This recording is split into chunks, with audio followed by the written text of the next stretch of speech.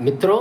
आपकी बात आपके साथ राकेश मोहन त्यागी यूट्यूब चैनल के दद्दा आज 18 अगस्त के सायकालीन 340वें अंक में आप सभी को मेरी राम राम। दद्दा आप सभी के जौहरे, ये जो भारतवर्ष के स्वतंत्रता दिवस सप्ताह चल रहा जाके बीच में आप सबके समक्ष एक नई जानकारी देना चाह रहा हूँ कि कैसे भारत पाक का जो विभाजन हुआ था 14 अगस्त 1947 को, उसके बीच कैसे गांधी और नेहरू ने पाकिस्तान को संभावित खतरे से बचाने का काम किया था। और इसी क्रम में हम सब देखेंगे उनके राजनीतिक वंशज, उनके विचारधारा को लेकर आगे चलने वाले राजनीतिक दल आज 80 साल बाद भी भारतवर्ष के अंदर पाकिस्तानियों, विदेशी घुसपैठियों, जिहादी विचारधारा वाले विदेशी आक्रमणकारियों के वंशज मानने वाले ऐसे लोगों का किस प्रकार अपने निजी हित, वंशानुगत हित के आधार पर बचाव करने का काम कर रहे हैं, यह हम सब देखेंगे तो हमारी समझ में आएगा। और एक हम हैं कि घटनाओं को बहुत जल्दी भूल जाते हैं, जाने अनजाने कुछ झूठे नैरेटिव, झूठे छल प्रपंच जो कुछ धूर्तों द्वारा हम सबको मूर्ख बनाने के लिए शुरू किया जाता है, उसमें फंसकर, बटकर, कटकर मिटने के लिए तैयार रहते हैं। आज की जो मैं आपके सबके जौहरे चर्चा करना हूँ दद्दा, जो आपको ध्यान से सुनने की बात है। एक इश्तियाक अहमद राजनेता हैं पाकिस्तान के संभवतः, और विश्लेषक भी हैं, समय समय पर यूट्यूब पर अपने विचार व्यक्त करते रहते हैं, बुजुर्ग नेता। उन्होंने एक बड़ा तथ्यात्मक दावा किया है कि विभाजन के समय भी गांधी और नेहरू जी ने पाकिस्तान को किस प्रकार बचाने का काम किया था। इसकी बारे में उन्होंने विस्तार से चर्चा की है, और उस बारे में मैं इस अंक के अंत में आपको उनके विश्लेषण के बारे में बताऊंगा, तो आपकी समझ में आएगा कि जो काम कांग्रेस व कांग्रेस के राजनीतिक दल, उस विचारधारा के लोग आज से 80 वर्ष पूर्व कर रहे थे, उनके वंशज आज भी वही काम कर रहे हैं। मित्रों, आप सब देख रहे होंगे समय समय पर किस प्रकार धूर्ततापूर्ण ढंग से झूठ, लगातार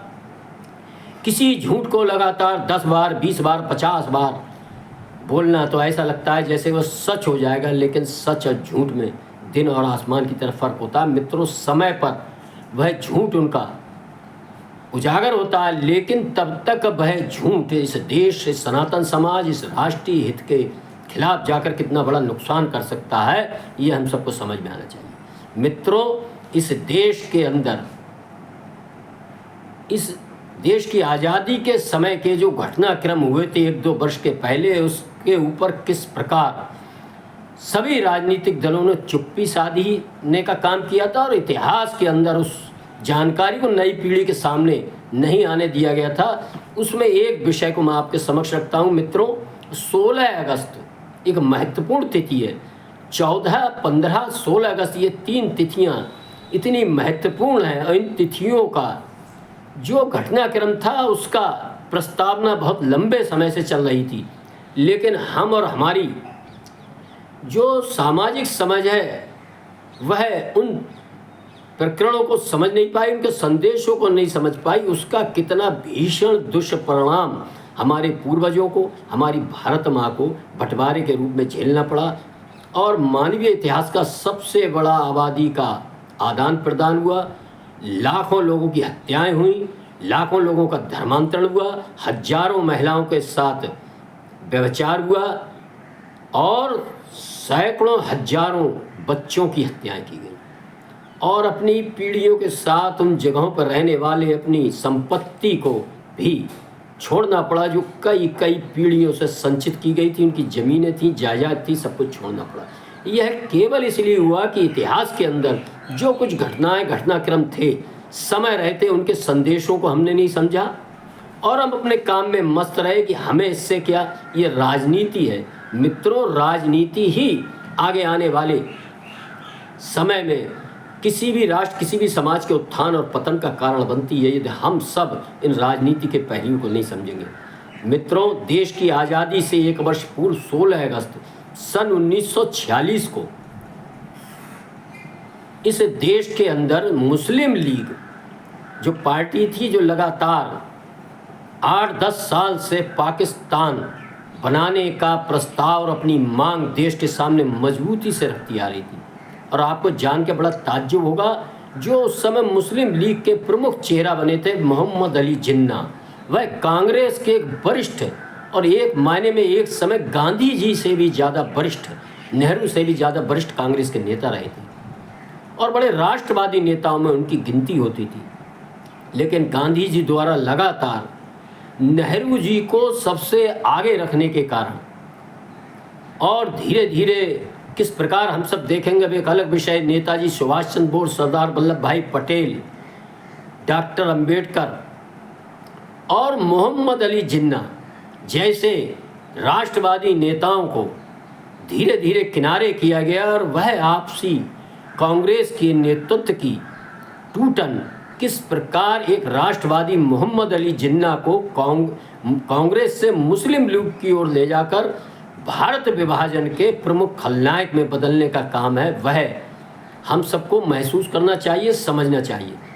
मोहम्मद अली जिन्ना के नेतृत्व में लगातार जो प्रखरता से पाकिस्तान की मांग रख रहे थे, होना यह चाहिए था कांग्रेस को इस मांग का विरोध करना चाहिए था, देश को इस मांग के भयावह पहलुओं के बारे में बताना चाहिए था और ये संकल्प दिलाना चाहिए था कि भले ही आज़ादी मिलने में हमें कुछ देर हो जाए, लेकिन टूटी फूटी कटी फटी आज़ादी हम किसी भी प्रकार स्वीकार नहीं करेंगे। हम जो है भारत माता का विभाजन स्वीकार नहीं करेंगे। ये न कर तत्कालीन कांग्रेस के नेतृत्व, खासतौर से कम्युनिस्ट पार्टी और तथाकथित धर्मनिरपेक्षतावादी दल जो उस समय विभिन्न समाजवादी वाद नामों से थे, धर्मनिरपेक्षतावादी, यह लोग लगातार पाकिस्तान के मांग का उपहास करते रहे और देश की जनता को बरगलाते रहे कि ऐसा कुछ नहीं होगा। और गांधी जी ने तो कहा कि पाकिस्तान का निर्माण होगा तो मेरे लाश पर होगा। और भारतीय समाज, सनातन समाज जो क्षेत्र पाकिस्तान के रूप में मांगे जा रहे थे, मुस्लिम लीग जिन्हें मांग रही थी, वन क्षेत्रों में रहने वाला हिंदू समाज, सनातन समाज, सिख समाज, सभी अल्पसंख्यक समाज सोए रहे और अपनी धन संपदा बढ़ाने में लगे रहे। और इसका दुष्परिणाम उनको ये हुआ कि उनके साथ, उनके बच्चों के साथ, उनके आने वाली नस्ल के साथ, उनके स्वयं के साथ जो घटनाक्रम हुआ उसके बारे में हम सब भारत विभाजन विभीषिका दिवस जो 3-4 वर्षों से अब इतिहास की किताबों में भी वह दर्ज हुआ है वर्तमान सरकार द्वारा, NCERT की पुस्तकों में कक्षा 6 से 12 तक वह नई पीढ़ी के लोग देखेंगे, उन चित्रों को देखें। लेकिन मैं पुनः उस विषय पे पहुंचता हूं, किस प्रकार 16 अगस्त 1946 के दिन, शुक्रवार के दिन, एक समय विशेष के बाद किस प्रकार नोआखली, कोलकाता, रावलपिंडी, लाहौर व ऐसे विभिन्न जहां ऐसे अल्पसंख्यक तथा कथित अल्पसंख्यकों की संख्या ज़्यादा थी और जहां सनातनी समाज की कम थी या बराबर थी, किस प्रकार अचानक डायरेक्ट एक्शन की घोषणा करके मुस्लिम लीग के सुराहावर्दी मोहम्मद अली जिन्ना अन्य नेताओं ने हिंदुओं के खिलाफ मारकाट, जो हिंदुओं को स्वप्न में भी पता नहीं था, हजारों की संख्या में कलकत्ता, नोआखली, ढाका, मेमनगंज जैसी जगहों पर क्रूरतम हत्याएं की गई, महिलाओं के साथ व्यभिचार किया गया और भयंकर लूटपाट की गई। बड़े सुप्रसिद्ध बाजारों को और सर्राफे की दुकानों को धूल धूसरित कर दिया गया। यह घटनाक्रम कई दिन चला, लेकिन कहीं भी कांग्रेस, गांधी जी जिन और नेहरू जी का पता नहीं मिला। वह मुस्लिम लीग के इन कृत्यों की निंदा भी नहीं कर पाए खुलकर, और वह जाने अनजाने इन घटनाओं का उपयोग देश के मानसिकता में ये रखने के लिए कर रहे हैं कि भैया दद्दा अब का कर हो जाए जी, बहुत मारकाट कर रहे हैं, अब बंटवारों करने ही पर है वो अपनी ये। लेकिन जब गोपाल पाठा नाम के एक नवयुवक ने अपने नवयुवकों के एक समूह के माध्यम से जब इन दंगों का प्रतिकार करना शुरू किया, इसका बदला लेना शुरू किया, अपनी सुरक्षा करनी शुरू की, और इस क्रम में हम देखेंगे कि जब मुस्लिम लीग के गुंडे जब पिटने लगे और उनकी संभल के मरम्मत जब हुई तो वह भागे और भागकर मुस्लिम लीग के सोहरावर्दी वगैरह सभी के पास गए और सोहरावर्दी ने तुरंत महात्मा गांधी जी से अपील की कि हमें इन हिंदू नबीबों के प्रतिकार से बचाओ। और आप देखेंगे तुरंत गांधी जी दौड़े दौड़े। जब तक सनातनी समाज के साथ भीषण अत्याचार हो रहे थे, उनके कान पर जू नहीं रेंगी थी। सभी तत्कालीन कांग्रेसी व इस प्रकार के कम्युनिस्ट पार्टी के नेताओं के मुंह में दही जम चुका था। लेकिन ज्यों ही अल्पसंख्यकों पर जो पीड़ित बहुसंख्यक थे, उन्होंने जब प्रतिकार करना शुरू किया, पहुंच गए और वहां जाकर बहुसंख्यक समाज के लोगों को धमकी दी कि यदि ये दंगे, ये प्रतिकार आप लोगों ने नहीं रोका, अपनी सुरक्षा करना नहीं रोकी, तो मैं आमरण अनशन करके अपने प्राण त्याग दूंगा। और वहाँ के बहुसंख्यक समाज उनकी इस धमकी में आ गया और वह सारी चीज़ें शांत हो गई। लेकिन इसके बाद भी 1 वर्ष मिला था कांग्रेस पार्टी के नेतृत्व को, लेकिन उन्होंने कोई रूपरेखा नहीं बनाई किस प्रकार जब धर्म के आधार पर बंटवारा होता है। ये बंटवारा केवल और केवल कांग्रेस पार्टी ने हिंदू और मुसलमान के नाम पर किया, देश को कहा था। मुस्लिम लीग भी कह रही थी और आज के मुनीर जो उनके सेनानायक पाकिस्तान के, वह भी कह रहे हैं कि मुस्लिम और हिंदू कभी एक साथ नहीं रह सकते, ये अलग संस्कृति है। इसी आधार पर बंटवारा हुआ था। लेकिन जो इश्तियाक अहमद ने बताया था किस प्रकार इस बंटवारे के माध्यम से पाकिस्तान को बचाने में गांधी नेहरू ने अपना रोल निभाया था, उसके बारे में आप जानेंगे तो आपको समझ में आएगा। उनके वंशज आज भी वही कर रहे हैं। इश्तियाक अहमद ने बताया था कि पाकिस्तान में उस समय 3,39,00,000 मुस्लिम थे और भारतवर्ष में 3,50,00,000 मुस्लिम थे। जब हिंदू मुस्लिम के आधार पर बंटवारा हुआ था तो होना ये चाहिए था, वहाँ के हिंदू सिख भारत में आने चाहिए थे और यहाँ के सारे मुस्लिम जब रह ही नहीं सकते हम सांस्कृतिक रूप से, जब बंटवारा हो गया, आपकी हिस्से की ज़मीन, आपके हिस्से का सारा चीज़ें वह पाकिस्तान, पूर्वी पाकिस्तान और पश्चिमी पाकिस्तान के रूप में दिए गए थे। पूर्वी पाकिस्तान जो बांग्लादेश है, वहाँ तो जो बंगाल था, वहाँ से अल्पसंख्यक मुस्लिम समाज के लोग गए। लेकिन जितनी बड़ी संख्या में मुस्लिम लीग ने जब इस पर वोटिंग कराई थी पाकिस्तान के लिए, हिंदुस्तान में कौन रहना चाहता, पाकिस्तान में उस वोटिंग में 99%, 95% वोट देने वाले केरल, तमिलनाडु, महाराष्ट्र, उड़ीसा, बंगाल, बिहार और उत्तर प्रदेश, कश्मीर, पंजाब, ऐसे प्रांतों से मुस्लिम लीग को पाकिस्तान का समर्थन करने वाले लोगों को भी वहीं जाना चाहिए था। लेकिन एक विशेष षड्यंत्र के तहत गांधी और नेहरू जी ने इधर से अल्पसंख्यकों को पाकिस्तान जाने से रोका और अपनी पार्टी, अपने नेताओं को गांव-गांव ये आह्वान किया कि अपने पड़ोस में रहने वाले हमारे पीढ़ी दर पीढ़ी बहुत पुराने अल्पसंख्यक भाइयों को कहीं जाने ना दें। यदि एक मुस्लिम समाज का व्यक्ति हिंदुस्तान छोड़ के जाता है तो वह मेरी लाश पर पैर रख के जाएगा। इस तरह के विभिन्न अपने पार्टी के नेताओं को जो आह्वान किया, इससे गांव-गांव, शहर कस्बों में कांग्रेस के लोगों ने उन लोगों को रोकने का काम किया। उन्होंने कहा गांधी नेहरू जी ने वायदा किया आपके साथ कोई अन्याय नहीं होगा और यहाँ सभी धर्मों का सम्मान होगा। बिल्कुल सही बात है। सनातन की संस्कृति भी यही है, सर्वे संत निरामया का भाव लेकर हम सबके साथ लंबे समय से चलते हैं। सर्वे भवन्तु सुखिनः, सर्वे संत निरामया। लेकिन आखिर दूसरा व्यक्ति का क्या मनोभाव है, वो तो ये बात मानने को तैयार ही नहीं है। वो तो कहता है कि हम और केवल हम, बाकी और कोई नहीं। हमारे आधार पर चलोगे तभी तक आप सुरक्षित हो, वरना आप मारे जाने योग्य। ऐसे करोड़ों लोगों को हिंदुस्तान में रोकने का जो जघन्य काम किया था नेहरू जी ने, कांग्रेस ने, इसके पीछे उनका एक बहुत दूरगामी लक्ष्य था। उन्होंने कहा ये हमारा वोट बैंक बनेगा और यह यदि सारे लोग उस समय वर्तमान पाकिस्तान जो बन रहा था उसमें पहुंच जाते तो ये लगभग 7-8 करोड़ की जनसंख्या वहां पहुंचती और वह पाकिस्तान 1-2 वर्ष भी इस जनसंख्या को संभाल नहीं पाता। पाकिस्तान खुद उनके बोझ से टूट जाता। मित्रों, जो भारतवर्ष से यहाँ के मुस्लिम गए थे उनको भी वहाँ के समाज ने स्वीकारा नहीं। वह आज भी 80 साल बाद मुहाजिर कह के उनको बड़े दीनहीन भाव से देखा जाता है और वह मुहाजिर आंदोलन अभी भी चल रहा है। किस प्रकार उनके साथ अन्याय किया जाता है, किस प्रकार बंगाली भाषा के आधार पर उनका देश टूटा, ये हम सब ने देखा है। किस प्रकार आज वहाँ विभिन्न पठान, पश्तून, बलोच, सिंधी, पंजाबी के रूप में वह बुरी तरह बटे हुए हैं और शिया सुन्नी ऐसे विभिन्न माध्यम, यदि ये सारे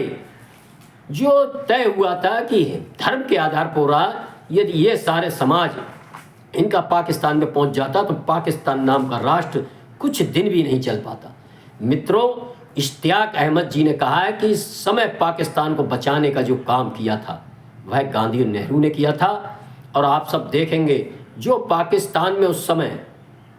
बहुत बड़ी संख्या में वहाँ हिंदू सिख रह गए थे लियाकत समझौते के आधार पर कि उनको सुरक्षा मिलेगी, आज वो वहाँ 1% भी नहीं रहे। और जो मुस्लिम समाज के लोग कांग्रेस व भारतवर्ष की सरकार ने तत्कालीन रोके थे, वह आज किस प्रकार 3 करोड़ से 20 करोड़ की संख्या प्राप्त कर चुके हैं। यह है हमारे राष्ट्र का चरित्र कि हम अपने अल्पसंख्यकों को भी बढ़ाना चाहिए। लेकिन इसके बीच हम सब देखेंगे कि वर्तमान समय में उन्हीं कांग्रेस के राजनीतिक दल और कांग्रेस की जो वंशवादी परिवारवादी परंपरा चली आ रही है, उसके लोग आज भी पाकिस्तान बांग्लादेश से आए जिहादियों को, ऐसे घुसपैठियों को वोटर लिस्ट के माध्यम से बचाने का काम कर रहे हैं। नेपाल बॉर्डर पर किस प्रकार एक षड्यंत्र जो वर्तमान सरकार के समय उजागर हुआ, उनके खिलाफ कानून कार्रवाई कर रहा है, उसको बचाने का काम कर रहे हैं। और आज भी वह पूज्य बाबा साहब ने जो समय देश की आज़ादी के समय चेतावनी दी थी, सरदार वल्लभ भाई पटेल, श्यामा प्रसाद मुखर्जी जैसे विभिन्न और कांग्रेस के राष्ट्रवादी दलों ने चेताया था तत्कालीन नेहरू गांधी और नेहरू सरकार को कि इस मुस्लिम आबादी और हिंदू आबादी का पूर्णतः अदला बदली होना ही चाहिए, तभी इस बंटवारे का कोई मंतव्य सिद्ध हो पाएगा, वरना ये बंटवारा कतई निरर्थक सिद्ध होगा, ये बलिदान और देश का बंटवारा ही बेकार सिद्ध होगा। आज मित्रों 80 साल बाद आप देख रहे हैं आने वाली 2047 को एक राजनीतिक विचारधारा है जो वर्तमान सरकार के रूप में 2047 तक इस भारतवर्ष को विश्व की प्रथम पंक्ति के राष्ट्रों में शामिल करने के लक्ष्य पर काम करिए। दूसरी ओर जो अन्य कांग्रेस, धर्मनिरपेक्षतावादी, कम्युनिस्ट पार्टी और मुस्लिम लीग, मजे की बात आप देखें, जिस मुस्लिम लीग ने कांग्रेस के साथ और कम्युनिस्ट के साथ मिलकर इस देश का बंटवारा कराया था, पाकिस्तान को जन्म दिया था, वह मुस्लिम लीग यहाँ उस समय भी रह गई और आज भी वह मुस्लिम लीग केरल के अंदर पुष्पित पल्लवित हो रही। इसी कांग्रेस के लोग समय समय पर इस मुस्लिम लीग के साथ सरकार भी चला चुके हैं, जिसने देश को बांटने का काम किया था, देश का बंटवारा करने का काम किया था, करोड़ों हिंदुओं की सनातनियों की हत्याओं का जिस पर आरोप है डायरेक्ट एक्शन के माध्यम से 16 अगस्त 1946 के अंदर इस देश के अंदर किया था। और जो देश के बंटवारे के समय दंगे हुए थे उनमें सबसे बड़ी हत्याएं और अपराध करने का काम मुस्लिम लीग पार्टी पर, वह मुस्लिम लीग पार्टी किस प्रकार आज भी इस देश में अपनी राजनीतिक विचारधारा के आधार पर काम कर रही है। लेकिन कांग्रेस वाले लोग कहते हैं ये मुस्लिम लीग वो नहीं है, जबकि मुस्लिम लीग के लोग कहते हैं कि नहीं, हम वही मुस्लिम लीग हैं जो हम देश की आज़ादी से पहले थे। ये सब बातें हम सबको समझ में आने चाहिए। वर्तमान जो वोटर लिस्टों के माध्यम से इस प्रकार के विदेशी घुसपैठियों को छांटने का और उनको निकाल कर उन देशों में भेजने के काम का वर्तमान सरकार काम का, चुनाव आयोग का, जिस प्रकार आप देखेंगे 2046, 45, 47 में जो ऐसे लोगों का समर्थन कर रहे थे, उन्हीं के वंश के लोग, उसी विचारधारा के आधार पर चलने वाले विभिन्न राजनीतिक दल, वह चाहे बिहार की राष्ट्रीय जनता दल हो, उत्तर प्रदेश के नए अभी अपना नेता माने राहुल गांधी को अपना नेता मानकर उनके पद चिन्हों पर चलने वाले समाजवादी पार्टी का अखिलेश यादव हो,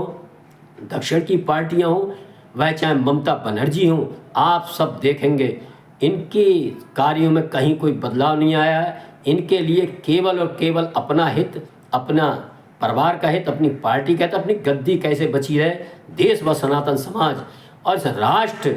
से इन्हें कोई लेना देना नहीं। इस चीज़ को इस अंक के माध्यम से मैंने आपके समक्ष रखने का प्रयास किया है। मित्रों, मेरा अनुरोध है, इन जानकारियों को यदि आपको पसंद आती हूँ तो मैं लगातार अनुरोध करता हूँ कि भारत विभाजन के बीच कैसे गांधी नेहरू ने इस पाकिस्तान को बचाने का काम किया था और जो पाकिस्तान जाने चाहिए तो उन लोगों को यहाँ रोकने का काम किया था, और वह लोग किस प्रकार आज 3 करोड़ से 20 करोड़ और वह किस प्रकार की घोषणा कर रहे हैं कि इस देश को 2047 में हम पुनः अपने ही संख्या बल के आधार पर जो सपना देख रहे हैं एक बंटवारे का, उसके पीछे उनके मंतव्य को यदि हम नहीं समझे तो 100 वर्ष बाद हम निश्चित ही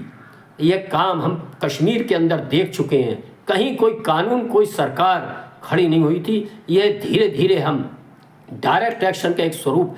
वर्तमान पश्चिम बंगाल में देख रहे हैं, केरल में देख रहे हैं, विभिन्न जगह जगह देख रहे हैं। लेकिन हम हैं कि मानते नहीं, केवल और केवल अपने में मस्त रहते हैं और अपने को समाजवादी, धर्मनिरपेक्षतावादी, कांग्रेस, विभिन्न राजनीतिक दलों में क्षेत्रवाद, भाषावाद के जो कुछ धूर्तों द्वारा हमको झुंझुने थमाए जाते हैं, उन झुंझुनों को बजाते हुए अपने नेताओं के समक्ष अपना समर्पण करते हुए, और हम जानते हैं कि ये सब राजनीति, नेतागिरी है कुर्सी के लिए नहीं मित्रों, ये आपकी, हमारी, सबकी आने वाली पीढ़ी की भविष्य के लिए राजनीति हो रही है। हम सब आपको तय करना है कि हमें कौन सी राजनीति के पक्ष में खड़ा होना है और हमें किन मुद्दों पर किसी भी प्रकार, हम किसी भी राजनीतिक दल के हो, किसी भी क्षेत्र में, किसी भी जाति के हो, हमको बंटना नहीं है, कटना नहीं है, बढ़ना 2047 में एक बार हम पुनः इतिहास हमारे सामने मुँह आए, उन्हीं परिस्थितियों को लिए खड़ा होगा। इनसे बचना है तो हमको कटना नहीं है, बंटना नहीं है और मिटना नहीं है। आप सबने सुना, आप सबका धन्यवाद। मैं इस अंक में अपनी वाणी को विराम देता हूँ। जय श्री राम, जय श्री वाल्मीकि भगवान, भारत माता की।